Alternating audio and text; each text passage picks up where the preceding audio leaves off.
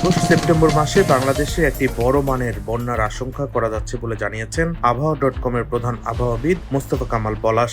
এই বন্যায় ২০ থেকে ৩০টি জেলা প্লাবিত হতে পারে বলে জানিয়েছেন তিনি। সোমবার নিজের ভেরিফাইড ফেসবুক পেজে এক পোস্টে বন্যার পূর্বাভাস দেন আবহাওয়াবিদ মোস্তফা কামাল পলাশ। ফেসবুক পোস্টে আবহাওয়াবিদ জানান, বাংলাদেশে বর্ষাকালের প্রকৃত একটি বন্যার আশঙ্কা করা যাচ্ছে। ২০২০ সালের পরে প্রকৃতপক্ষে দেশব্যাপী বড় কোনো বন্যা হয়নি। ২০২২ সালে সিলেট বিভাগে ও ২০২৪ সালে চট্টগ্রাম বিভাগে যে বন্যা হয়েছিল তা ছিল পাহাড়ি ঢল। বর্ষাকালে স্বাভাবিক বন্যা বলতে বোঝানো হয় ভারতের গঙ্গা নদী অববাহিকা হয়ে বাংলাদেশের পদ্মা নদীর মধ্যে প্রবেশ করে উপকূলবর্তী জেলাগুলো প্লাবিত হওয়া। একইভাবে তিস্তা, ব্রহ্মপুত্র, যমুনা নদীর উপকূলবর্তী জেলাগুলোর বিস্তীর্ণ এলাকা প্লাবিত হওয়া। পলাশ জানান, আশঙ্কা করা হচ্ছে ২০২০ সালের পরে ২০২৫ সালে পদ্মা, তিস্তা, ব্রহ্মপুত্র ও যমুনা নদীর তীরবর্তী ২০ থেকে ৩০টি জেলা বন্যার পানিতে প্লাবিত হওয়ার। সম্ভাব্য এই বন্যাটি আগস্ট মাসের ১৫ তারিখের পর থেকে সেপ্টেম্বর মাসের ১০ তারিখের মধ্যে পদ্মা, যমুনা, তিস্তা নদী ও ব্রহ্মপুত্র নদের তীরবর্তী জেলাগুলোর উপর দিয়ে অতিক্রম করতে পারে।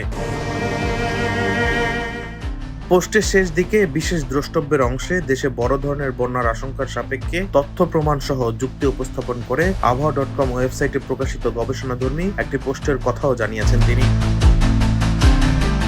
ডেস্ক রিপোর্ট, দৈনিক ডেস্টিনি।